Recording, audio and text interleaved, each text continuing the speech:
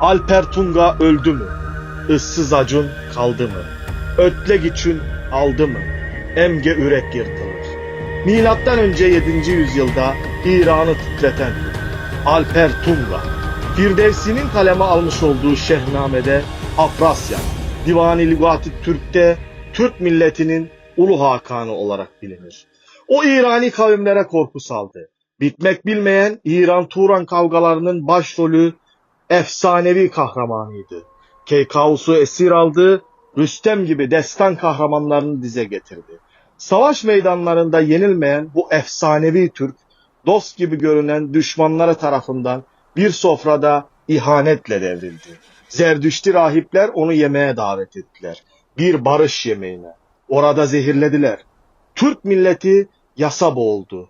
İşte o zaman Türk tarihinin ilk adı duyuldu. Alper Tunga öldü mü?